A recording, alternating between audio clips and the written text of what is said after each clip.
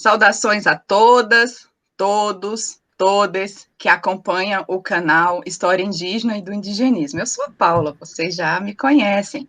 E com o professor Tiago Cavalcante, a gente organiza a série de entrevistas com autoras e autores indígenas e não indígenas. Eu estou com um autor muito querido e especial que há muito tempo a gente queria conversar. Na tarde de hoje, a gente vai conversar com o professor Kazé Angatu. Kazé, seja muito bem-vindo ao canal História Indígena e do Indigenismo. Eu vou fazer uma pequena apresentação do professor e depois ele vai se apresentar para nós, que eu acho que sempre muito mais bonito do que a minha apresentação. O professor Kazé é docente da Universidade Estadual Santa Cruz, na Bahia. Ele é também docente do programa de pós-graduação em Ensino e Relações Étnico-Raciais da Universidade Federal do Sul da Bahia e é indígena morador do território Tupinambá de Olivença. O professor Kazé é doutor em História e Cultura da Arquitetura e do Urbanismo pela Universidade de São Paulo, mestre em História pela Pontifícia Universidade Católica de São Paulo e graduado em História pela Universidade Estadual Paulista. O professor é autor de vários livros, de vários artigos, dá várias palestras, tem redes sociais e conversa na tarde de hoje conosco. Seja bem-vindo, professor Kazé. Antes de fazer os agradecimentos, eu vou fazer uma audiodescrição, porque me falaram que é importante, e eu acredito que seja importante também, né? Então, sou indígena, originário da cor da terra, Ibi em tupi quer dizer terra, misturado com a cor da casca do genipapo. Hoje eu estou pintado, né, com a tinta do genipapo, da qual a gente faz a tinta. Meus cabelos são longos e olhos escuros, como a profundeza dos mistérios sagrados da alma humana e dos rios. Não sou alto, né, minha estatura é pequena, né, sou do tamanho do meu povo, talvez pequeno em estatura, mas grande em nossa luta pela natureza sagrada e na nossa resistência. Tenho o corpo pintado, conforme eu disse, pelo azul bem escuro, preto, da tinta do genipapo verde. Uso colares de sementes, né? Meus colares são feitos de sementes. Uma das sementes aqui é mucunã. Mucunã também é conhecido como olho de boi, aqui pelo Nordeste afora. Serve como proteção, ela fica sempre no centro do peito. Geralmente a semente é de semente de pau-brasil.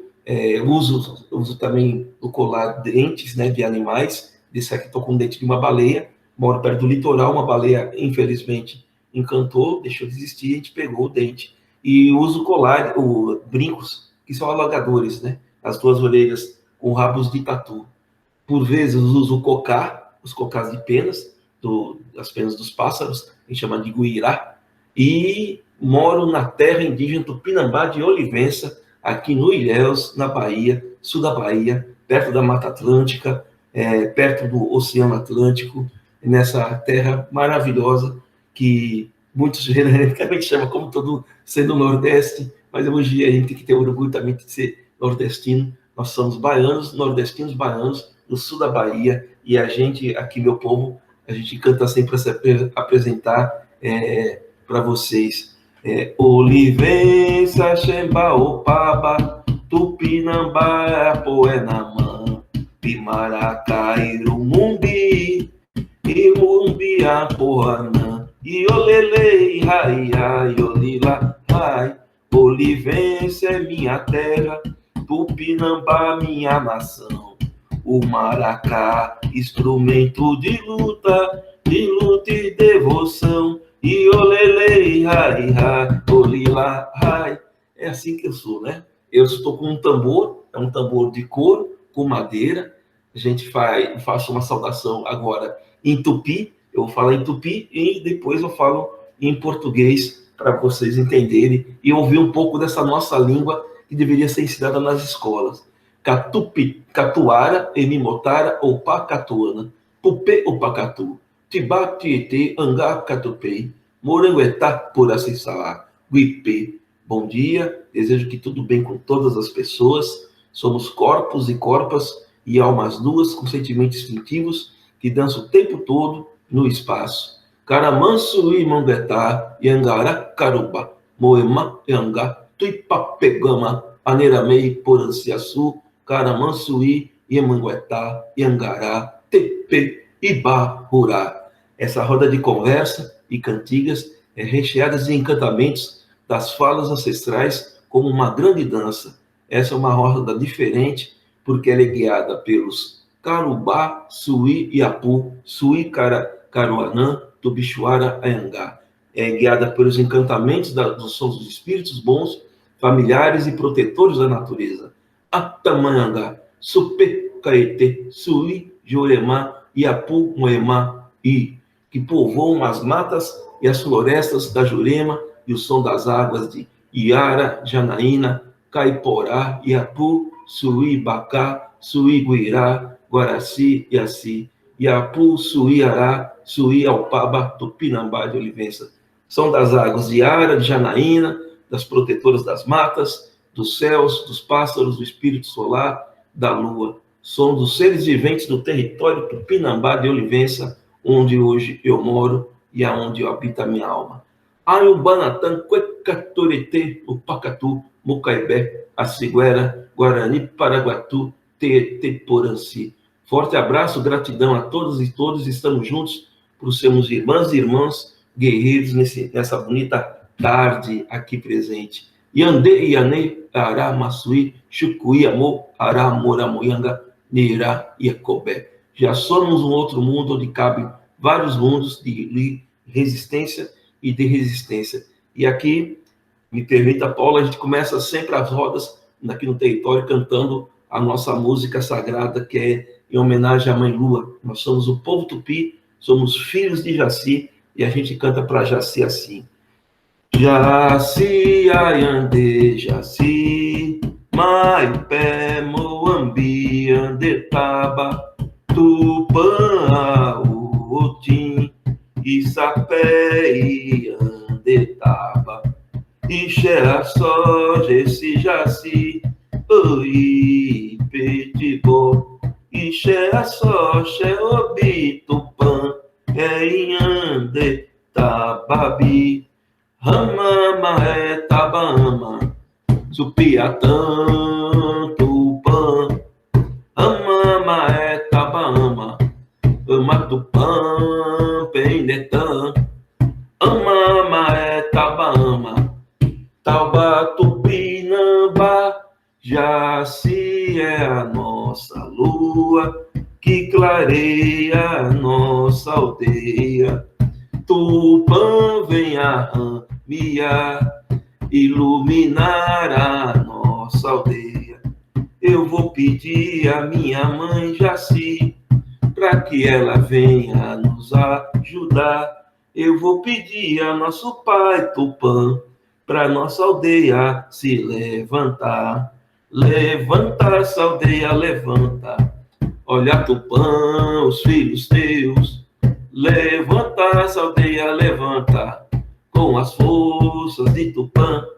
Levanta essa aldeia, levanta, a aldeia Tupinambá. É isso, essa aqui é a nossa saudação. A gente pede a licença a todas e todos os presentes. É costume aqui dessa região de pedir a licença quando a gente chega na casa de alguém e falar Cuecatorete. Cuecatorete quer dizer gratidão, a licença e gratidão a todas as pessoas presentes, as parentas e parentes que estão nos ouvindo, ao povo do grupo de estudos e do canal História Indígena e do Indianismo, a Paula, Faustino Sampaio, coloquei aqui só Paula Sampaio, e Tiago Calvocante, né, que está aqui também, faz parte desse grupo. A licença ao povo quilombola, ao povo negro, ao povo das quebradas, aos educadores e educadores, ao povo dos xamãs, ao povo dos encantados.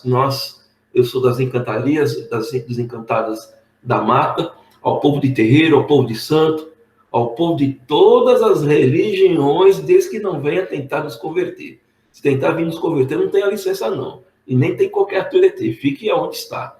Agora, se vier de bom coração, Cuecaturete e a licença, saravá para quem é de saravá, axé para quem é do axé, amém para quem é do amém, motumbá para quem é do motumbá, oquearô para quem é do oquearô, ogunhê para quem é do ogunhê, e nós somos indígenas, a gente fala auere, ANT, para os nossos anciões, nossos pajés, nossos morubixabas, para os guerreiros que caíram na luta, né? Na luta pela demarcação territorial e assim por diante. A gente pede licença a eles para poder fazer essa nossa fala. Ao ERE, a ANT, as licenças também, infelizmente, as mais de 550 mil pessoas mortas pelo atual governo genocida, fascista e miliciano. É genocídio, sim. Esse genocídio tem cor, tem etnicidade indígena, etnicidade negra e tem estrato social, que é o povo pobre. E nós não temos rancor, mas temos memória. Em nome desse rancor e dessa memória, é fora Bolsonaro e viva aqueles que lutam por um mundo onde cabam vários mundos. Para nós indígenas, eu não posso deixar de falar, estamos à luta também contra a portaria, projeto lei 490, que joga a demarcação territorial para o Congresso Nacional, praticamente anulando a demarcação de terra indígena. Ele também está numa outra frente de luta, pressionando o STF para derrubar o marco temporal, que para nós historiadores e para nós indígenas seria um absurdo, né? Considerar 1888 como um marco temporal para ver quem tem direito ao território ou não. Se for assim, eu quero considerar o ano de 1500 como um marco temporal. Quem estava aqui fica, quem não estava, volte para onde estava. Mas é óbvio que eu não penso assim. Claro que não. Porque nós pregamos um mundo onde cabem vários mundos, e esse país cabe nós, povos originários, o povo negro, o povo não indígena, cabe todas as pessoas, se nós soubermos partilhar. Ao ERE, a ANT, essa é a apresentação que a gente faz. Laroê, minha mãe. Muito agradecida, Cazé, por estar aqui com a gente. A casa é sua. Cazé, nosso público gosta muito de saber e de conhecer, e eu também, um pouco da história de vida dos nossos autores, das nossas autoras, né? Então, se você puder contar um pouquinho da sua história de vida, como é que você vem se fazendo autor, como é que você vem se fazendo professor, historiador, a gente está aqui com todos os ouvidos para ti. Bom, claro que eu não vou falar de toda a história de vida, que ela é muito longa, né? A gente vai fazer um resumo, senão é brincadeira, mas falando sério, você não pode lembrar de tudo que foi antes, porque senão ficaria só lembrando do passado. Mas aí tem a memória, né? Minhas origens, sou chucuru, meu povo é chucuru, de Palmeira dos Índios, do sertão das Alagoas, quando em 1930 Graciliano Ramos foi prefeito de lá. É só Levi das Secas, São Bernardo, né? A parte da obra de Graciliano se remete a esse sertão nordestino, que tem Chucuru, Cariri, Chocó. E aí, na década de 30, depois da prisão de Graciliano, não que não fosse assim antes, mas a repressão foi muito grande sobre os povos indígenas daquela região, porque muitos indígenas apoiaram o Graciliano, né, na prefeitura. E dois irmãos do meu pai tiveram a orelha cortada, né? E aí a parte da minha família foi obrigada a migrar. Aquilo que se chama de migração nordestina, eu chamo de diáspora indígena. Assim aconteceu com minha família e com muitas outras tantas famílias, né? Aliás, não está na biografia, mas finalmente vou iniciar meu pós-doutorado agora em agosto. Vai ser na Unesp, na psicologia da Unesp de Assis. E uma das temáticas é justamente essa narrativa, né, de revisitar a migração, que já no plural não serve o nome nordestino, porque Alagoas, Bahia, e assim vai, né? Mas tudo bem, vamos aceitar o nordestino, porque acabamos incorporando e reelaborando, né? E essa migração da minha família foi para São Paulo. Meu pai foi para São Paulo conhecer minha mãe no interior, que é Macaigangue. E na cultura indígena, a mulher acompanha a etnicidade do homem, né? E foram morar lá na cidade de São Paulo, olha só, uma cerca de 80 chucurus. Eu nasci na cidade de São Paulo, plena capital paulista, num núcleo indígena, que a gente nunca perdeu o sotaque nordestino, a tradição da cultura nordestina e a cultura indígena, né? Então fui para lá mesmo estudar. Tanto uma coisa fui estudar em escola não indígena, minha mãe cortava o cabelo tigelinha, e eu fui matriculado, eu fui colocado na sala de alunos portadores da síndrome de Down. Fiquei com 3 anos sendo considerado portador da síndrome de Down por causa da cara, do rosto, do cabelo tigelinho e da dificuldade linguística, né? Quando você fala, quando eu falava com sotaque nordestino.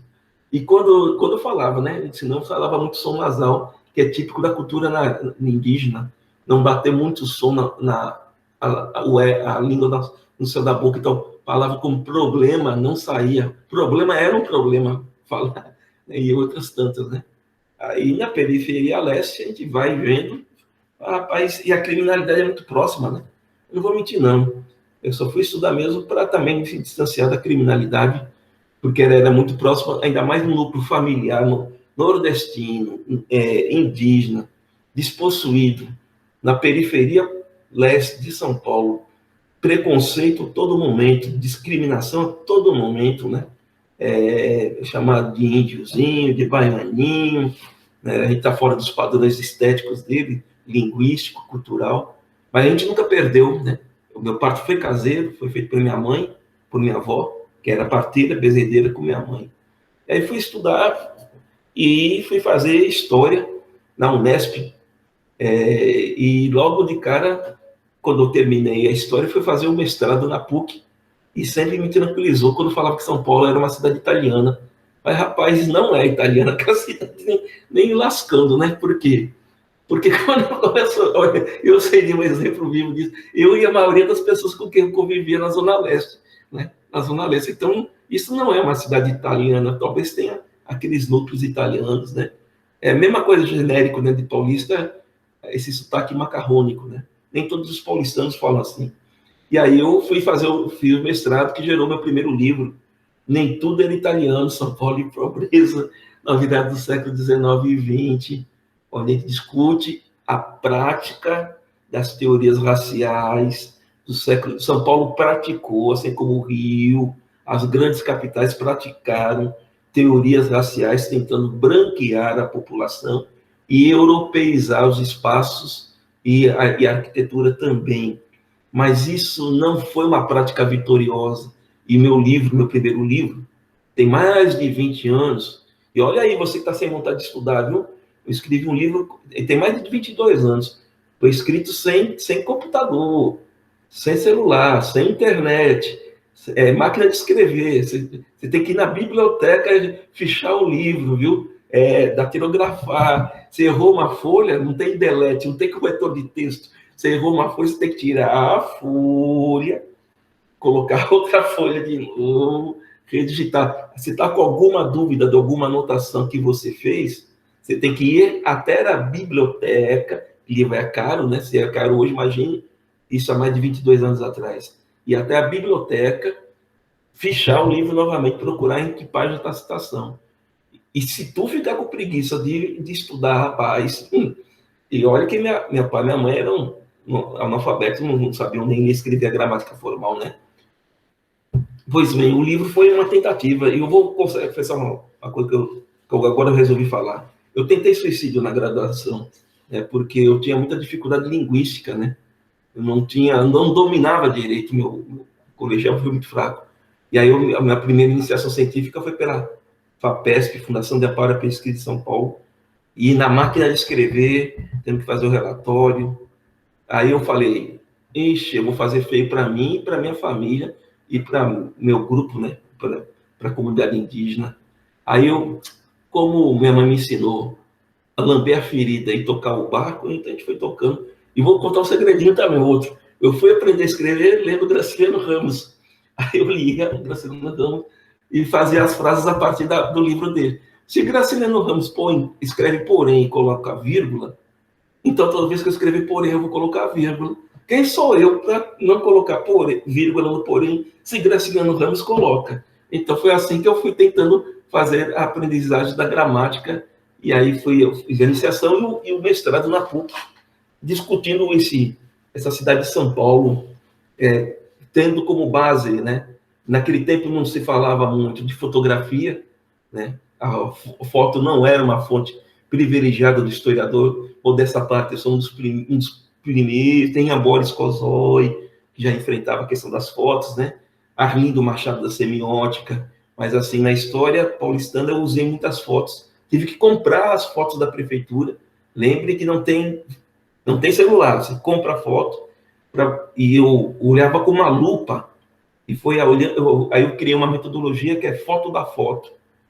Isso sem zoom, sem scanner, viu? Você tem que ter a xerox e você vai ampliando na xerox, né? Então, meu livro ele é artesanalmente montado dessa forma.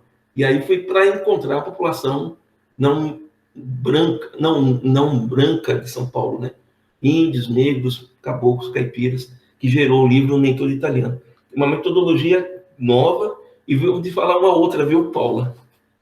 Demorou um ano o livro para ser publicado, porque o revisor da FAPESP não liberava a verba, porque ele argumentava: não, sou contra o termo resistência sociocultural, que é uma terminologia que eu criei a partir da literatura topsiniana, de Thompson e de Raymond Williams, né?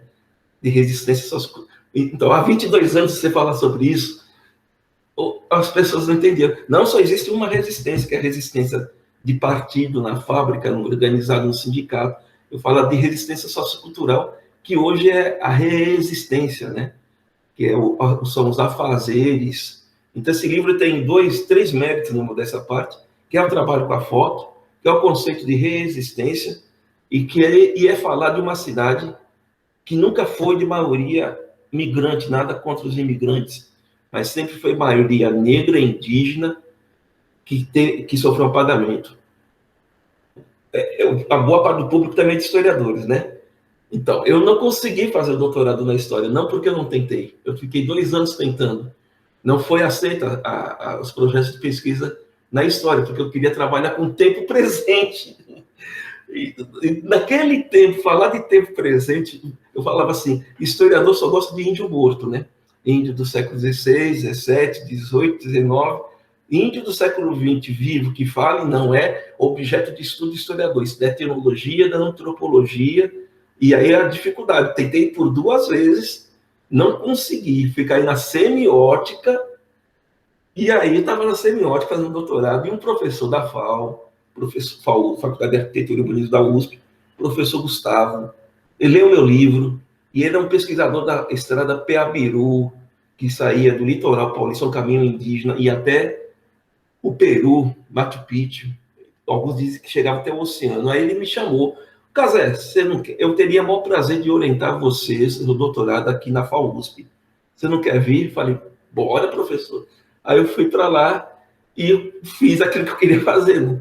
Eu continuei a trajetória do Mentor Italiano, pegando uma das regiões que era de São Paulo até o final do século XIX, que é Guarulhos, onde teve 2 aldeamentos indígenas, terra de nordestino, de maioria nordestina, né? Assim como a Zona Leste paulistana, né?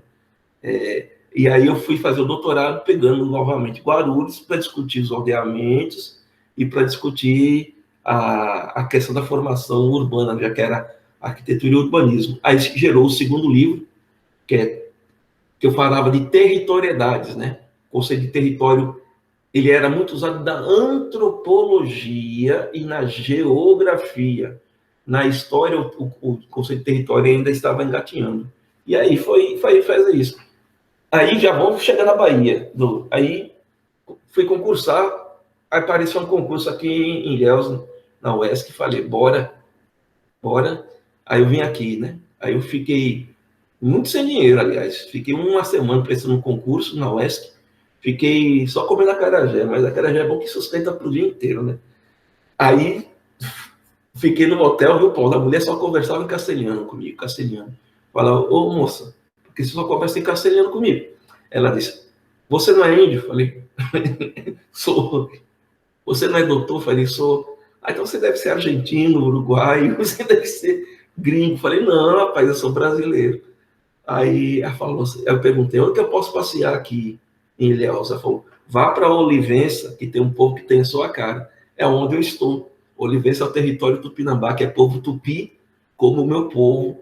E chegando aqui, é tudo a mesma coisa, né? Mesmo sotaque, mesma comida, mesmo hábito, mesma forma. A gente é sangue tupi, né? A gente é muito... A gente canta assim, nós somos tupinambá, que não nega a nossa nação, nós somos geniosos, mas temos bom coração. A gente é muito genioso, mas muito genioso.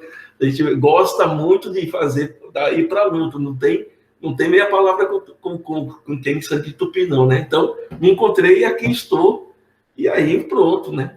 Aí surgiu a Federal, a Universidade Federal do Sul da Bahia, criou um programa de pós-graduação em relações étnico-raciais. Fui convidado para ser professor externo, estou lá também agora. Uma proposta muito boa, porque tem cota para índios, para negros, para quilombolas, para LGBT, para trans, e assim vai, né?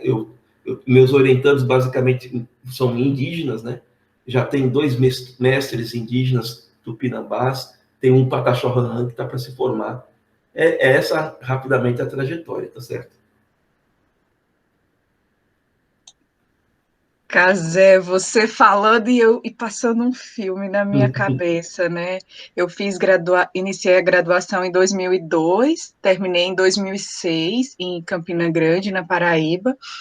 E muitos dos enfrentamentos que você viveu, né, na escrita da história que você escreveu, a gente vivia lá em Campina ao tentar escrever a história das mulheres no interior da Paraíba, né? Algumas vezes eu ouvi, mas tem documento para falar sobre mulher no interior da Paraíba? Que documentos você vai usar? Aí eu dizia assim, minhas avós estão vivas. Né? Então, para escrever as histórias que a gente acredita que precisam ser escritas, a gente tem que enfrentar muitas resistências, né? Resistências socioculturais, como você bem apresentou para a gente o conceito. Cazé, o professor Tiago não pôde estar aqui com a gente hoje, mas ele mandou 2 perguntas. Eu vou fazer a primeira. Manda. Ele escreveu assim: autonomia e movimento indígena autonomista são 2 conceitos frequentes em suas reflexões, Cazé. Poderia falar um pouco sobre a importância deles? E aí ele acrescenta, né? Quais dificuldades ou limites você entende que existe em movimentos que estabelecem relações de dependência econômica com organismos estatais, com ONGs ou com organismos internacionais, por exemplo? Oh, que boa, ótima pergunta. Então, eu sou autonomista. O que significa ser autonomista? Na América Latina, existem alguns movimentos indígenas que não querem um Estado nacional. Nós somos povos que estamos sobre a órbita de Estados nacionais criados por pessoas que, no geral, não somos nós. Né? Nós somos povos. Esse país tem mais de 300 povos. O pessoal fala etnia, né? Tudo bem. É um bom conceito, mas a palavra povo significa que nós temos um direito à autonomia linguística, autonomia cultural, autonomia social e autonomia de autogestarmos. Na América Latina, isso é levado ao pé da letra, por exemplo, por parte do movimento Mapuche. É levado ao pé da letra por parte do movimento NASA na Colômbia, movimento Mapuche entre o Chile e a Argentina. Eu converso com alguns Mapuches, né? Alguns dizem: nós não somos, Casé, nem argentinos nem chilenos, nós somos Mapuche e queremos um território independente do Estado argentino e chileno. É claro que na maioria, recentemente houve a eleição da Constituinte chilena, a presidente da Constituinte é uma Mapuche, é uma professora, viva o povo Mapuche, que ela prega o Estado plurinacional, multinacional, que é uma outra postura também. Mas existem do movimento Mapuche alguns que não querem mais fazer parte do Estado chileno, né? Assim como o movimento zapatista no México, né? Uma grande parte do movimento zapatista no México. Ele lançou uma candidata, Maria Chuy, né? Nas últimas eleições mexicanas, mas para fazer um contraponto ao Estado mexicano. Você tem regiões do México, Xerán, que é um município mexicano indígena, que se autodeclara independente, e você tem em alguns países da América Latina a luta pelo Estado plurinacional ou multinacional. Então, a visão autonomista é essa. Né? Por quê? Porque como que é o processo aqui nesse país? No Brasil, se esse coletivo de pessoas que está nos ouvindo agora se autodeclarar indígena, que é um direito internacional, a Organização Internacional do Trabalho, a OIT, na Convenção 169, nos dá o direito à autodeclaração. Qualquer pessoa tem o direito à autodeclaração. Mas esse não vale para o Estado nacional, para o Estado brasileiro. Porque se esse coletivo se você individualmente se autodeclarar, não vai valer. Você pode se autodeclarar no censo do IBGE, mas mesmo assim o Estado não vai te reconhecer. Você vai precisar de a chancela de um cacique e de 3 lideranças. Aí tem até uma certa correção quando se trata de questões individuais. Agora, se esse coletivo se autodeclarar indígena, a gente vai ter que pedir à FUNAI o reconhecimento étnico e depois o reconhecimento territorial. A FUNAI vai mandar um grupo de especialistas em indígenas, ou meu bendito Foucault. Então, isso é uma microfísica do poder. As palavras e as coisas. Então, quem classifica? Então, um grupo de especialistas que, no geral, nos sido favoráveis. Por isso, a ira do atual presidente da FUNAI, que é um militar da Polícia Federal, contra a própria FUNAI, porque muitos desses especialistas da área da antropologia, no geral, têm nos sido favoráveis no reconhecimento étnico, e depois eles reconhecem etnicamente, e depois reconhecem o território. Mas o processo é autoritário em si, porque, dependendo do especialista, se você não fala a língua, mas se você não sabe exatamente a que povo pertence, eu não posso te dar o reconhecimento. Vou citar o caso do Pataxó Rararãe, que eu tenho um aluno, né, de Rivere, ele fala isso. Casé, que é aqui pertinho da gente, né, para o Brasil. Os Pataxó Rararãe não só tem Pataxó, tem várias etnias. A gente precisou se autodeclarar Pataxó Rararãe para ter o reconhecimento étnico.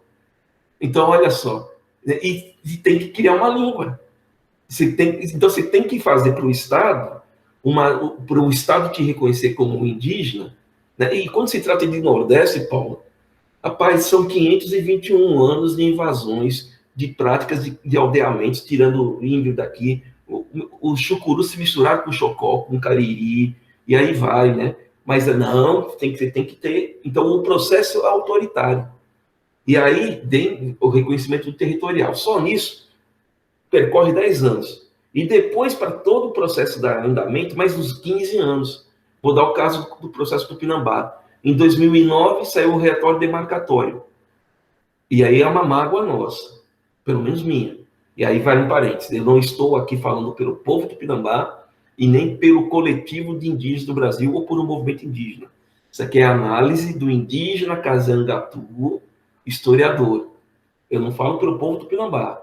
Não estou falando nem por um movimento específico indígena e nem pelos indígenas do Brasil, que são mais de 300 povos. Entre os Tupinambás são 14. Então, essa é uma análise minha. Pois bem, desde 2009, nem Lula, nem Dilma, nem Temer, é óbvio, nem Bolsonaro assinaram a demarcação territorial Tupinambá. O Moro, no final de 2019, em dezembro, no final do ano, mandou de volta o relatório Tupinambá. Não saiu a demarcação. Eu estou dizendo para as pessoas que quando essa pandemia diminuir, aqui na nossa região, a coisa vai ficar grave. Uma juíza local já está dando reintegração de posse. A gente está conseguindo evitar por causa do STF. Então, veja, quando a gente fala de autonomia, é isso. Eu, como historiador, não acredito que o Estado brasileiro, eu não confio, não é crença, não confio historicamente que o Estado brasileiro vá demarcar e assegurar as terras indígenas. Porque quando as terras indígenas são demarcadas, elas ficam como propriedade da União. Olha que loucura, nessa atual conjuntura, isso que eu estou falando é melhor isso do que a PL 490. A PL 490, e isso que eu estou falando já é autoritário. A PL 490 manda para o Congresso a demarcação, não vai ter mais demarcação. E a PL 490 quer tirar o território indígena da tutela do Estado para poder fazer pressão sobre os povos originários. Infelizmente, tem parente ganho pela lógica produtiva capitalista, e aí o indígena vai poder usar agrotóxico, fazer monocultura, vai poder vender e trocar. A PL 490 faz toda essa possibilidade, tá entendendo? Então, veja, olha que coisa. O processo como está, ele é autoritário, demorado, burocrático e lento. E a gente fica, e o território fica sobre a tutela do Estado. Olha que coisa. Se você ler o artigo 231, 232 da Constituição, é isso que está lá. Eu fiz uma mesa de doutorado com uma banca de doutorado com o Dalmo W. Dalari, uns que fizeram o artigo 231, 232, junto com o Ayrton Krenak, grande Ayrton Krenak, minha saudação, ele fala isso. Casé, a Constituição de 88 reconheceu o quê? Que vocês não iriam desaparecer, que vocês estavam vivos e continuariam vivendo. Então, reconheceu direitos, que vocês estariam vivos, tem direito à vivência, tem direito à autonomia, mas a terra indígena fica sob o Estado. Então, isso posto, veja, na atual conjuntura, a gente tem que lutar para barrar a PEC 400, a PL 490, que é pior do que esse processo de tutela, né? Então, pronto. Agora, na prática, isso aqui é na concepção teórica filosófica, né? E por isso que eu acredito que somente a autonomia perante o Estado brasileiro é que vai nos dar a garantia. Mas, porém, não é esse o caminhar da maioria das organizações indígenas e dos meus parentes, inclusive da onde eu estou. Os meus parentes e as organizações indígenas, na maioria, lutam por garantias de direitos no Estado aqui existente. E é esse passo que eu caminho, né? Porque senão eu estaria andando aqui e meu povo andando aqui. Eu ando junto, né? Então, em tese, né, como historiador, eu não acredito que o Estado brasileiro algum dia vai nos garantir direitos definitivos sobre a demarcação territorial, mesmo quando demarca, como era o processo territorial, como é o processo territorial do Pinambá. Eles mandam de volta, né? Mesmo eles sempre montam ciladas. Mas a atual conjuntura do meu povo, dos povos originários, dos movimentos indígenas, é lutar por direitos perante o Estado. Então é esse caminho que eu faço, mesmo sendo autonomista, né? Para não ficar desvinculado com a luta do meu povo. Isso não quer dizer que eu não possa falar sobre autonomia, eu posso falar, mas na prática eu luto pelo mesmo passo que luta meu povo. Essa análise crítica, Casé, me parece fundamental, né, na organização dos movimentos indígenas e dos demais movimentos sociais, e saber como cada uma e cada um de nós ocupa papéis, né, nos movimentos de maneira crítica dos próprios movimentos, né, saber que momento a gente se aproxima, se distancia, mas sempre mantendo a dialética, mantendo a análise crítica. Isso me inspira bastante, né, a pensar. O Tiago ainda tem uma segunda pergunta, e eu acho que casa muito com o que você vem falando, né? Ele pergunta se você considera que é possível descolonizar a historiografia nacional, e se sim ou se não, né, quais os caminhos para a gente chegar a esse objetivo, né? Esse objetivo de descolonizar a nossa historiografia, o nosso serviço. Esses dias eu fiz uma palestra conclamando as feministas a descolonizar suas bibliotecas e perguntei para as minhas companheiras quantos livros de autoras e autores indígenas nós temos nas nossas bibliotecas. Então, Casé, o que você tem a nos ensinar, pensar com a gente? Boa. Então, eu vou falar como eu vou falar novamente, eu não falo por um movimento e nem falo por um coletivo, eu falo como um indivíduo indígena historiador. Eu sempre falo assim, primeiro sou um indígena que é historiador. Então, como um indivíduo indígena historiador, eu penso e atuo da seguinte forma: eu não acredito que a universidade vai se decolonizar como um todo. Eu não tenho não é nem meu campo de luta, na verdade. Eu não luto por isso, e vou colocar a historiografia também. Eu não tenho essa ilusão e nem quero ter. Eu não trabalho, nós indígenas, assim, pelo menos a forma que eu fui criado, a gente não morre e vai para o paraíso ou vai para o inferno. Nós já estamos aqui. Não existe o porvir é o presente. Só existe o tempo presente das coisas passadas e o tempo presente do futuro. Não se pergunta para uma criança o que ela vai ser quando crescer, porque ela já é. Então, a gente não projeta o futuro, a gente projeta o que tem, né? E dentro do que tem, não está no plano do pensamento, descolonizar o pensamento acadêmico, qual seja ele de qualquer campo, né?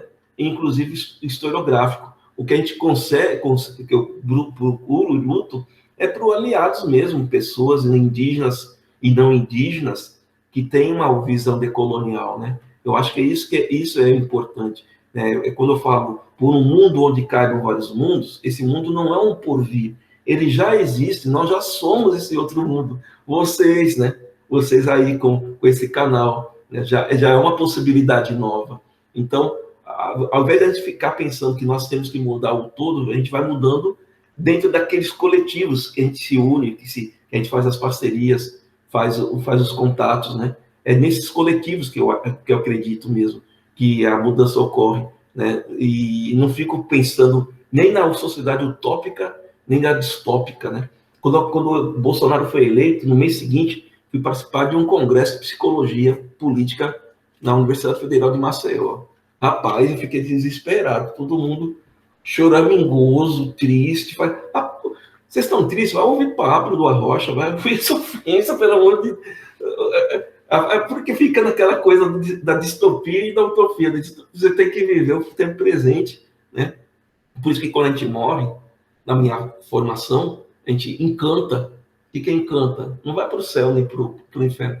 A gente fica aqui mesmo. Né? Eu converso com a minha mãe, eu sempre falo isso, mas eu gosto de falar isso. Eu converso com a minha mãe com o som dos pássaros, das águas, das aves. A natureza encantada, ela tem importância para a gente, e por isso que a nossa luta é ritualística, porque lá estão os nossos encantados, né? Que são os seres não humanos, muitos dos quais fomos nós, né? Não é reencarnação, não é isso. É que nós vamos ser parte dessa natureza encantada. Então, quando você pensa dessa forma, ou sente essa outra cosmologia, você tira, por exemplo, o homem do centro do universo. A gente não é antropocêntrico, né? A gente é biocêntrico, é a natureza o central de tudo, e fica sem essa ideia de transformação geral, global, total, né? Então, isso não está, mesmo quando se trata de universidade ou da historiografia, né? Porque as barreiras são grandes. Por exemplo, queimou as estátuas de Borba Gato, né? Eu tenho dois livros e vários textos sobre São Paulo. Eu tenho publicado bastante, viu? O ano passado foram mais de 6 capítulos, né? Esse ano aqui já tem 4 no prelo para ser publicado. Aí os jornais não te chamam, né? Eles chamam qualquer um, porque, no meu caso, que além de ser indígena, por ter talvez essa postura autonomista, e eu sou uma pessoa muito engraçada, eu não sou chato, como as pessoas devem pensar, né? Então eles não te chamam, eles não te ouvem, né? Eles não te ouvem. Eu vou publicar um artigo agora, esse final de sexta-feira já está pronto, sobre a questão dos bandeirantes na historiografia paulistana, do qual eu trato o Borba Gato. Eu tenho tratado isso, mas não chama, né? Chama outros historiadores, né? Inclusive muita gente do movimento negro, mas nossos pares, por vezes, não falam, mas tem indígena que fala sobre isso também, né? Então, por quê? Porque parece que a academia é esse universo antropocêntrico, egocêntrico, né? Das vaidades, né?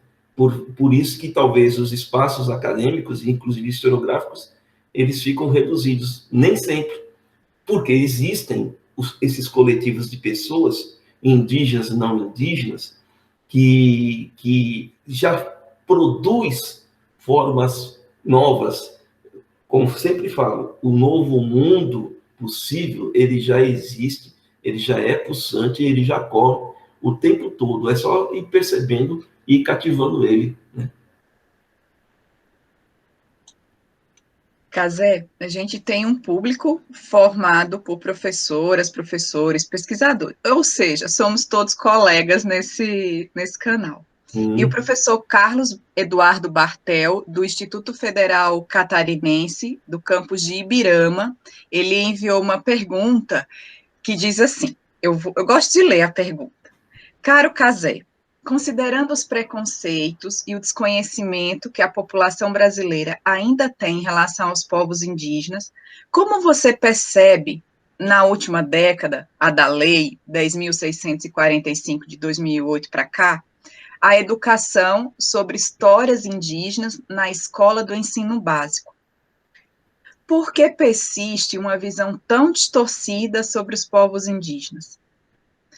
Quais avanços promovidos pela Lei 11.645 de 2008? E ele acrescenta: o que precisa ser feito? Oh, que pergunta boa, muito boa mesmo. Ela é um avanço, em si já é um avanço, né? Ela é fruto da luta do povo indígena, né? Ela não nasceu do nada, ela nasceu da luta e da organização dos movimentos indígenas, especialmente após a Constituição de 88, né? Então, a organização dos povos originários fez com que o povo negro já havia feito com que a LDB se modificasse, né, com a lei. Deixa eu ver se eu acho que é o número certinho, para não estar chutando aqui para um pouquinho só. Aqui, vamos ver. Isso, fez a Lei 10.639 de 2003, né, que alterou a LDB de 96, já é um avanço do povo negro, né? O povo negro, ele tem eu sempre pondero assim, mas, Cazé, por que o povo negro sempre tem mais essa intervenção no universo acadêmico, no conjunto das leis? Porque nós, povos originários, temos como princípio de luta a terra, né, o território. Essa é a nossa base de luta, né? A gente não falava muito de inclusão dentro da sociedade não indígena, essa coisa de cota nas universidades, saúde indígena, escola indígena, ela acaba sendo uma pauta fundamental, são pautas fundamentais, mas a mais fundamental de todas é a demarcação territorial, né? Então, o movimento negro, tanto é que o movimento quilombola é o que mais se aproxima do movimento indígena, né? Por questão do território. Pois bem, então o movimento negro, antes de nós, conseguiu incluir a Lei 10.639, que colocava a obrigatoriedade da história e cultura da afro-brasileira, né? A gente só em 2008, digo só porque depois de tanto tempo, a gente saiu do segundo capítulo do livro de história, né? O primeiro capítulo era o Brasil vivia centenas e centenas de índios em perfeita harmonia com a natureza e entre eles mesmos. Mentira, a gente briga bastante, né? Mas aí o segundo capítulo, os portugueses chegaram e mataram os índios. A gente morria no segundo capítulo, né? Os negros entram no terceiro capítulo, e aí vem a imigração e os negros morrem no quarto capítulo. Assim, então houve um avanço, Com certeza, ela é fruto da luta. Mas esse avanço, ele propositalmente, depois eu vou explicar por que desse propositalmente, ele é limitado. Aonde estão os limites disso? Por exemplo, você está me ouvindo, já formado, na sua licenciatura em História, você teve História e Cultura Indígena? A lei tornou obrigatório o ensino da História e Cultura Indígena nas universidades, nos cursos de formação. No último congresso da Associação Brasileira de Ensino de História, eu fiz parte de uma mesa com uma educadora quilombola e com uma educadora da educação do campo, né? E aí eu propus para a Associação Brasileira de Ensino de História que no seu congresso tirasse a seguinte reivindicação: exigir que as licenciaturas de História tenham História e Cultura Indígena. A lei não exige para o ensino fundamental e médio. Então, como que você obriga o professor do ensino fundamental e médio a dar um conteúdo que ele não tem informação? Mas Casé, tem Brasil Colônia. Então, voltamos ao primeiro capítulo do livro didático, né? A gente morre no primeiro capítulo. No Brasil Colônia. Mas tem Brasil América. Pronto. Incas, Aztecas e Maias. Tá bom, que legal, que muito bonito. Aí passa o filme de Mel Gibson, né? Apocalíptico, pronto. Olha que boa formação para aplicar a Lei 11.645. Eu participei, Paula, de 2 bancas orientadas pela Circe Bittencourt, que até foi orientadora do Edson Carapó, né? Uma das bancas foi da Aline, foi na PUC, na História, na Educação, só que ela é historiadora. A Aline pegou a grade curricular, se não me engano, da Unesp, deixa eu ver se eu acho aqui. Ela pegou a grade curricular, tá aqui. Ela pegou a grade curricular da USP, Unicamp, Unesp e PUC. De História. Tem História e Cultura Indígena? Não tem. Não, pegou das maiores universidades sulistas, né, da grande capital de São Paulo. Não tem. O Eduardo Natalini, que é professor da USP, ele é muito meu amigo da FEFELESH. Ele diz, Casé, eu brigo para ter, mas não tem. É mais fácil ter história das formigas do norte da África do que ter história da cultura indígena, tá entendendo? A professora Antônia Terra, do LEMAD, é um núcleo de estudos indígenas no curso de História. Vamos cair na real, a área de ensino já infelizmente, nas formações de história é vista como uma área menor, não estou mentindo, né? A dicotomia, todo mundo superou a dicotomia, gente. Então, veja, ensino de história e cultura indígena é raro. Aí participei de outra banca da Fernanda, na Unifesp, orientada Guarulhos, orientada pela professora Circe. A Fernanda pesquisou as grades curriculares da Secretaria de Educação dos Estados brasileiros. É uma calamidade. É uma calamidade. Né? Você não vai, quando tem, não tem, porque não sabe. Né? Porque não sabe, porque não tem formação. E aonde eu dou aula, na UESC, nós já temos História e Cultura Indígena antes da lei. E é obrigatório na grade.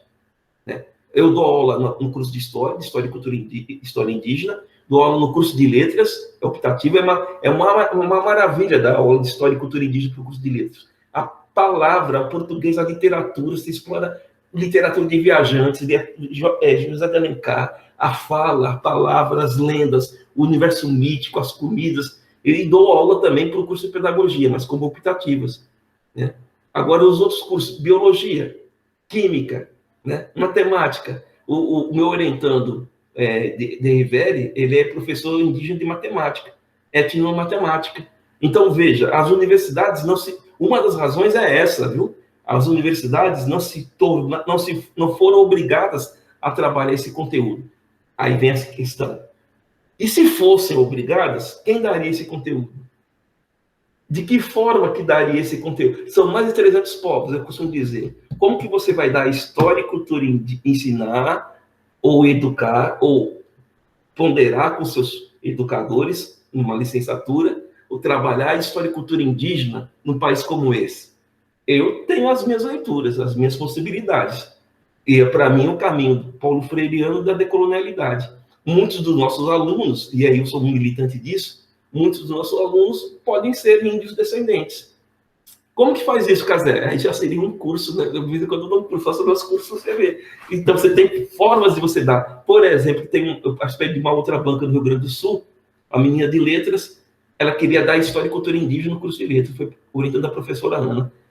Foi no mestrado de letras da Universidade Federal. O que ela fez? Ela trabalha com rap indígena. Né? Hoje a internet, se você tem indígena que faz filme, você pode falar de cinema indígena, pode falar de literatura indígena, você pode falar de teatro indígena, de artes plásticas indígenas. Você tem indígenas que hoje você pode pesquisar na internet a fala dos povos indígenas. Ah, mas por que você não faz um livro didático? Porque eu não faria mesmo, eu não tenho condições de fazer, irmão. Por quê? A não ser que falasse sobre isso. A história e cultura indígena, você vai ter que construir dentro da região em que você está, e com seus alunos, talvez entre seus alunos, nome de cidade. Eu não vejo a cidade, não vejo aqui na Bahia, Itajuípe, Itacaré, Itabuna, Itapetinga. Meu Deus do céu, né? Olha, isso é pouco. Nome Toró, Ipioca, Pororoca, Paçoca, Mandioca. Eu tenho uns vídeos, viu? E olha, outra coisa que me irrita. Aí eu não consigo achar material para estudar. Procure assim, Casé Angatu. Eu tenho 2 capítulos escritos sobre a Lei 11.645 e possibilidades e caminhos de aplicar essa lei. A festa junina. A festa junina é uma festa indígena. Gente, o que você come na festa junina? Você vira um índio, você come comida de índio. A gente até brinca, quando a gente vai dar palestra em escola, quando era presencial, as professoras falavam assim, Casé, a gente vai fazer uma comida especial para vocês. Eu já sabia, paçoca, bolo de fubá, mandioca frita, e assim, tudo que a gente come aqui. Por que a pessoa sabe? Porque é o que as pessoas comem também, né? A culinária, né, tem a presença indígena. Então, essa é uma das razões. Não existe formação, e quando existe formação, que formação que dá preparando esse educador para dar história e cultura indígena? Né? Vou escolher um povo para estudar. Eu vou escolher... vou escolher os amazônicos. Eu gosto de Yanomami, então vou escolher os Yanomamis. Mas você mora aqui no sul da Bahia, tem Pataxó, tem Tupinambá. Mas Tupinambá são negros. Não, eu não acho eles índios, então eu não vou estudar Tupinambá, vou estudar Yanomami. Ó, que legal você, né? Que legal. Né? Periferia de São Paulo é a maior cidade indígena, é uma das maiores cidades indígenas em termos de quantidade. Os índios de São Paulo são índios nordestinos, Pancararu, Pancararé. Como? Então, mas eu não gosto de ser. Para mim, isso aí não são índios. Índio mesmo é aquele. Então, veja, se não tiver uma formação, mesmo quando você tenta dar, que conteúdo você vai dar? E eu estou falando isso nas próprias universidades. Por isso que eu solicitei para a Associação Brasileira de Ensino de História, ABEH, que exigisse a formação e saber quais são os critérios. A BNCC, é assim, né? As Bases Nacionais Comuns Curriculares.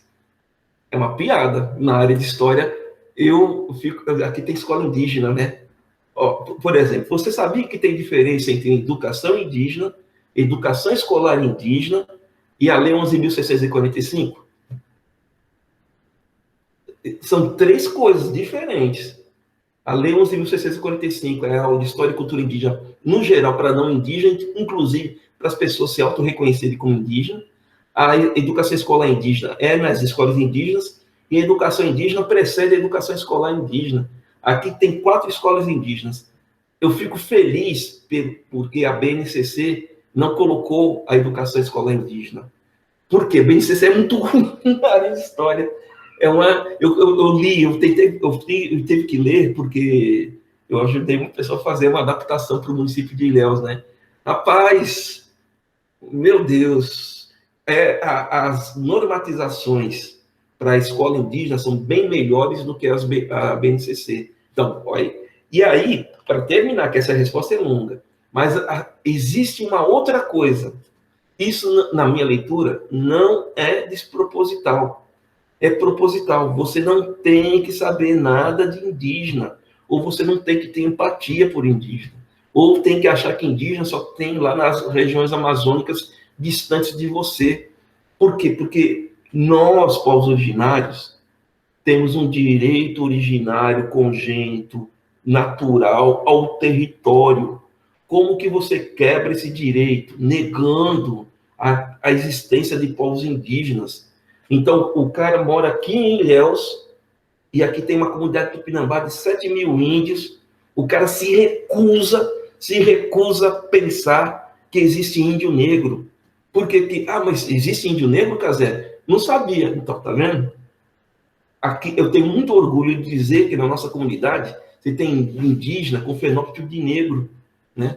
Ele é negro no fenótipo, indígena no fenótipo, mas dentro da comunidade se assume como indígena. Então, se não se discute isso, então veja, por quê? Porque o povo tupinambá está lutando pelo território, assim como vocês que moram aí, né, que moram no Mato Grosso do Sul, né? Você não pode saber, porque, como dizia a ditadura militar, pior do que índio é quem gosta de índio. Se a população criar uma empatia pelos povos indígenas que estão em luta pelo seu território e, por vezes, próximo da região que você mora, você fortalece o nosso movimento. E tem um perigo a mais, Paula. Se você começar a perceber que você também é um indígena expulso da terra, se você começar a perceber que você não nasceu pobre porque Deus quis assim, foi uma desgraça dos céus, que você nasceu pobre porque você faz parte da diáspora indígena da década de 30, 40, 50, 60, da expulsão das terras, e que você tem um avô indígena. Quem aqui não tem uma avó, bisavó, pega laço ou dente de cachorro? É a história da Índia estuprada, da menina estuprada de 12, 13 anos, né? E a história da violência. Tem lá sua bisavó, sua avó que era indígena, mas a gente não é. Né? Ela é brava. Então, olha por que não é. Por causa de uma questão de sofrimento, por isso que eu estou indo lá na psicologia, estudar na psicologia, por uma questão de sofrimento e por uma outra questão. Você não pode não se pode você ter um laço com a questão das terras indígenas, porque você tem um direito negado historicamente, tá entendendo? Tem um direito negado. E por último, então o Estado propositalmente não quer que isso dê certo, não quer que a lei dê certo, não quer que você tenha empatia, por conta do direito originário congênito. Nosso direito precede o direito do Estado brasileiro. Ele é anterior ao direito do Estado, anterior ao direito da propriedade. E por causa da nossa forma de ser. Quando alguém fala assim, Casé, você é índio, né? Eu falei, sou. Você é da Bahia, né? Estou na Bahia. Baiano não gosta de trabalhar, índio também. O que você me disse ali? Não gosto mesmo. Se você gosta, azar é seu. Você que se lasque para lá. Por quê? Porque a nossa forma de trabalhar é diferente, né? Ela é antiprodutiva, a nossa forma de ser, de existir, de nos relacionarmos com a natureza, ela é oposta à lógica do capital.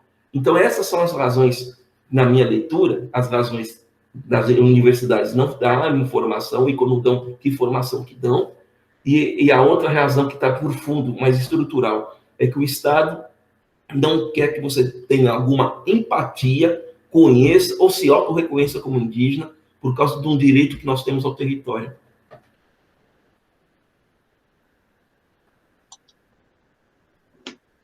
Imagino que professoras e professores muito vão refletir com tuas histórias, palavras e provocações, né, Casé? Eu acho que a gente provoca as pessoas a um pensamento crítico. E aí eu li algumas entrevistas tuas e você sempre diz, de maneira, vou resumir aqui, que a nossa luta é uma luta que não é isolada, né? As lutas se encontram.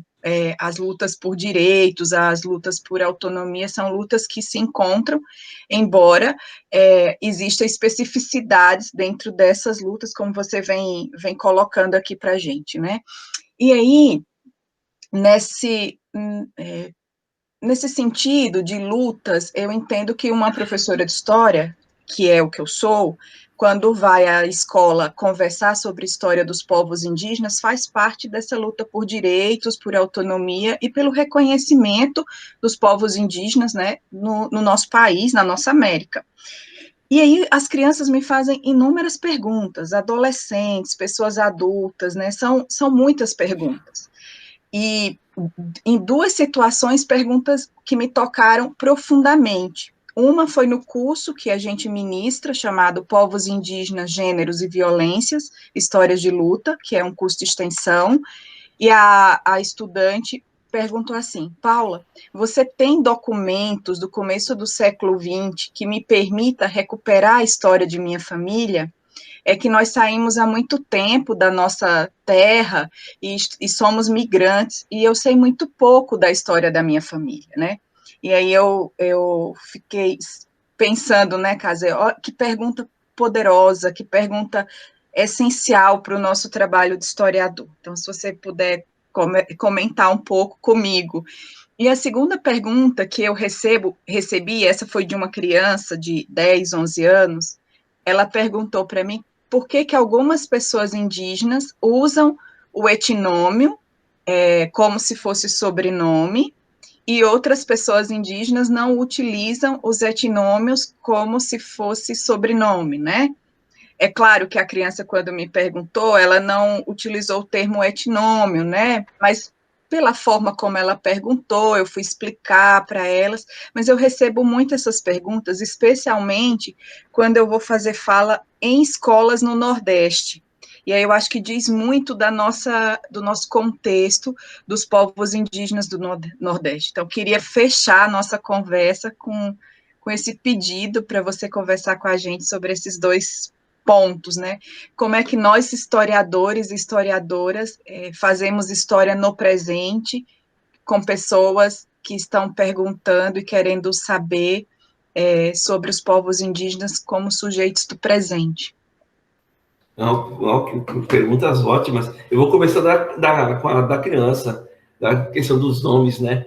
Então, hoje já existe legislação pela qual a criança indígena que nasça e o pai queira colocar o nome indígena, inclusive o primeiro nome, e o etnônimo indígena, hoje já existe legislação para isso. Até da troca de nomes. Aqui em Olivença, nós tivemos um casal, né, Tupinambá, que conseguiu incluir o nome Tupinambá no próprio nome. Eles não tinham o nome Tupinambá, colocaram o nome Tupinambá.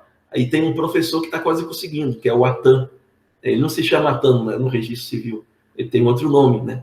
Aí ele está provando, ele é professor da escola indígena, ele está comprovando pelo nome na Atan, na escola indígena, né? Então na escola indígena está escrito Atan, aí está conseguindo comprovar como Atan. E Atan Chohan, Atan Chohan, Atan guerreiro, né? Chohan é Patoxó, Pachorran, e Atan é Tupi. Então, existe hoje legislação que permite que as crianças indígenas, e não indígenas também, né?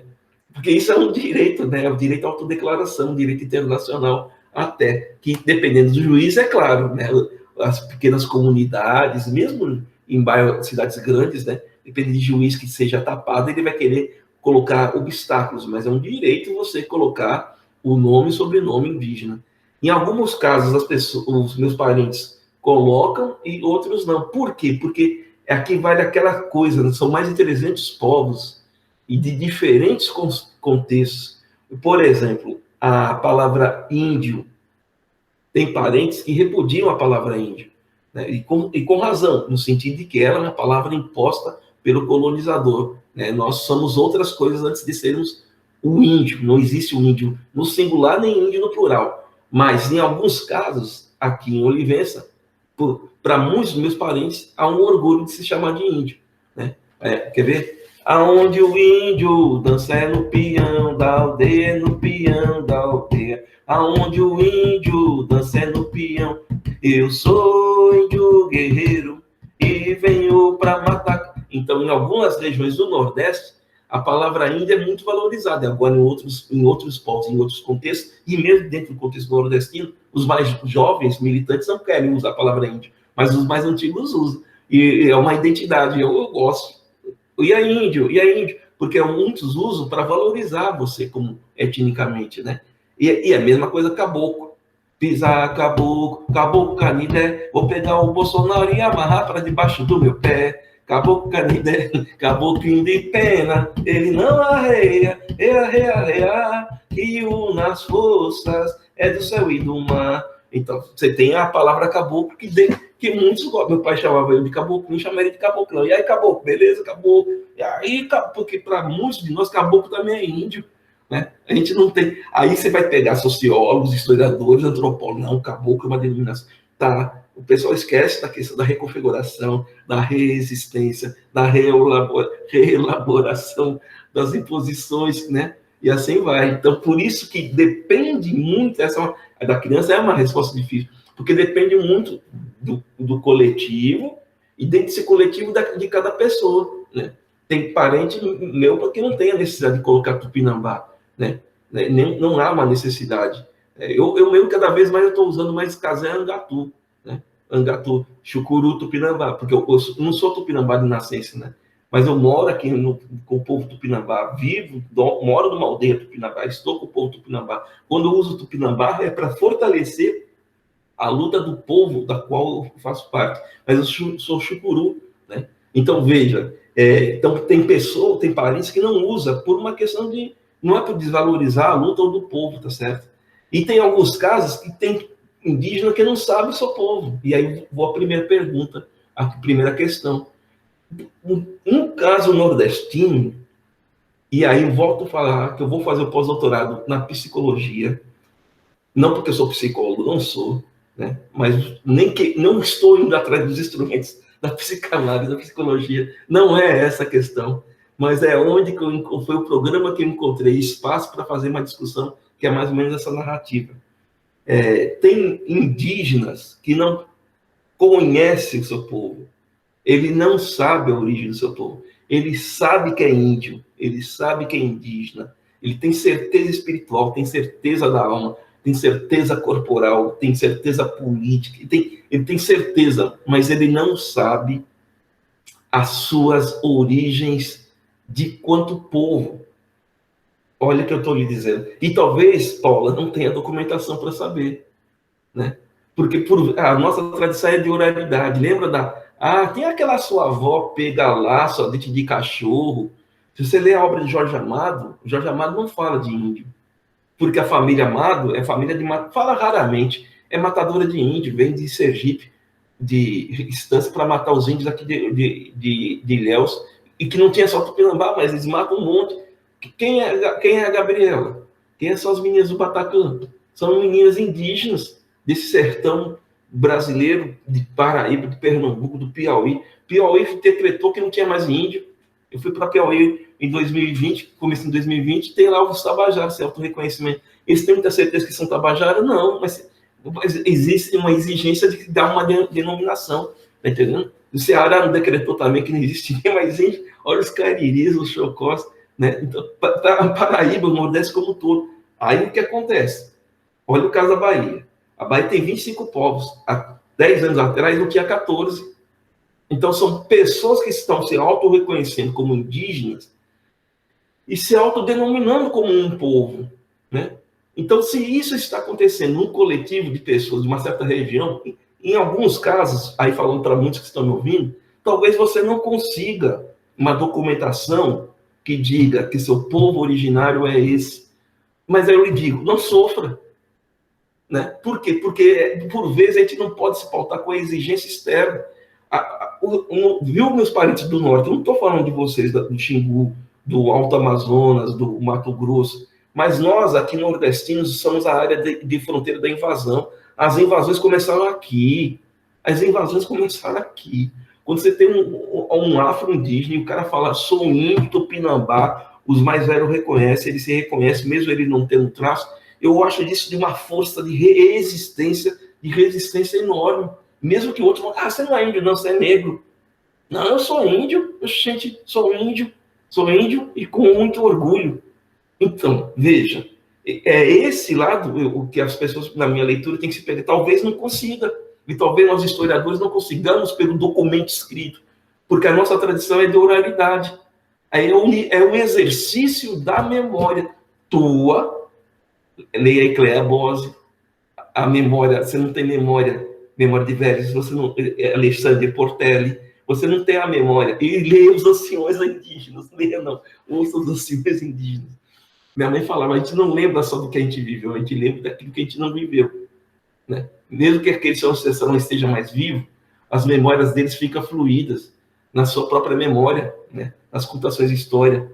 Vai ouvir, talvez você não consiga encontrar exatamente o nome a qual povo você pertencia. Posso contar um outro segredo? Ainda não tenho base historiográfica para lhe afirmar, mas sim para ponderar. Pense, vamos, é um exercício besta para historiador, mas vamos supor que estamos no século XVI. Eu sou um chucuru, eu encontro o Pataxó. Aí eu falo, eu sou chucuru, você é o quê? Está vendo um diálogo quase impossível, improvável? Eu não vou pedir a denominação daquele meu parente. Eu vou saber que ele é de outro povo, sem saber a denominação. Por vezes, os marinheiros, os escrivões da coroa portuguesa, e mesmo o Chieta, os jesuítas, davam nome àqueles povos pela denominação do outro. E, por vezes, diz a dona Nivalda, Casé, Tupinambá, próximo de Tupã, ela já encantou. Ela fechava os olhos e falava assim, você é meu irmão, você briga comigo, aí te expulso. Você já não é mais Tupinambá, você já é Tupiniquim, longe de Tupã. Talvez essa denominação de vários povos surjam de briga entre famílias, tá entendendo? Dos mesmos troncos familiares, né? Por isso que fala de tronco. Então, esse universo, por vezes, ele não vai ser alcançado pela escrita, mas sim pelo exercício de memória, que eu sei que é difícil para a academia reconhecer. Então, eu fui banca de Márcia Moura, na FEFELESH, lá na USP, né? Fui banca de doutorado dela. 2 volumes baseados em oralidade das mulheres muras. Eu sei que isso irrita a academia, porque ela fala de oralidade, né? Eu tenho parentes minhas, tenho sobrinhas minhas, que se reconhecem indígenas através do terreiro. Elas recebem os espíritos dos caboclos do terreiro, né? O que caboclo? O que caboclo? Elas recebem os espíritos e a alta identificação indígena dela vem pelo universo da espiritualidade, né? Então, veja o que eu estou falando, como para o universo acadêmico e, por vezes, para o universo da formalidade, isso vai escapar, né? Vai escapar. E que, na minha leitura, por vezes, tem gerado muito sofrimento. A pessoa sabe que é indígena, ela se sente indígena, mas não se sente no direito de dizer que é indígena, porque ela não sabe materializar a que povo e a que língua falava, né? E isso, rapaz, gera cada sofrimento que a gente vê, e não é só individual, é coletivo, né? Tem muitos povos que não têm mais a língua. Aí cria, lá vamos criar, então, já que é uma língua indígena, a gente cria a nossa própria língua indígena. Por vezes acontece, não vou ficar falando quais são, né? Porque isso aqui não é uma CPI do parlamento, né? Precisa de provas, mas são pensamentos, são ponderações a partir de um historiador que tem vivenciado bastante isso, e ainda mais em se tratando de indígenas do Nordeste. Repare que nos obviamente foram usados isso, né? Na própria processo antropofágicos, que eu estou tentando revisitar esse nome, né? Isso é uma outra pesquisa também, que a palavra antropofagia não dá conta daquilo que se fazia. O guerreiro do outro povo vivia com aquele povo que ele estava contra o qual ele estava guerreando, e a mulher ficava grávida do filho dele. Tem um caso do último Juma. O último Juma morreu de Covid. O último senhor Juma, falante pleno da língua, morreu de Covid esse ano. Ele deixou 3 filhas. As 3 filhas eram casadas com homens de outro povo. E então acabou a etnia Juma. Aí, porque ela assume a etnicidade do seu novo povo. Aí elas e os maridos resolveram colocar: nós somos dessa etnia, mas Juma. É igual, eu sou Cariri, mas também sou Xocó. Quirou Cariri e Xocó. Eu não vou lembrar o nome do outro povo. É o outro povo, mas Juma. E os filhos dessas mulheres, um dos netos desse último Juma disse: não, eu sou só Juma. É o processo de autodeterminação desse lastro, né? Você vê, esse processo, ele não é nada fácil, mas tentam por vezes impor regras. Mais uma coisa, deixa eu fechar assim. Eu não gosto muito quando tem esses vídeos assim, 10 coisas que você pode falar sobre índio, 10 coisas que você não pode falar sobre índio. Por favor, esqueça desculpa, na minha compreensão, isso é muito ruim, né? Porque são mais de 300 povos, mais de 300 conjunturas históricas, culturais diferenciadas. Não se resume em 10 coisas que você deve saber sobre índios, em 10 coisas que você pode ou que você não pode falar para índios. Senão a gente vai cair no sectarismo de certos movimentos, que o não indígena vai ficar: como que eu posso falar com você? De que forma? Né? O cara vai ficar sem saber conversar contigo, né? Eu falo, perguntando, né? Bom, é isso. Cazé, companheiro, eu fiquei aqui pensando, eu acho que eu vou abrir a disciplina aqui na UFR, História dos Povos Indígenas, com essa entrevista. Eu não vou chamar o Cazé para vir aqui, porque essa entrevista está tão maravilhosa, tão bonita, que eu vou publicar com os estudantes, a gente vai assistir juntos, e depois eu te conto os comentários feitos ao vídeo.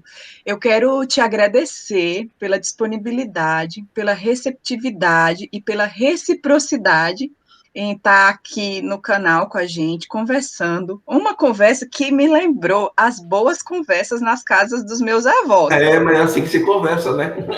Porque na cozinha lá da casa dos meus avós, a gente sentava e brigava e conversava e discutia assuntos que ninguém queria discutir, mas a gente acabava se entendendo fazendo umas pamonhas, né? Quase sempre as mulheres fazendo as pamonhas e os homens reclamando, né? Então, me senti muito à vontade, muito em casa, conversando com você, companheiro. Seja bem-vindo.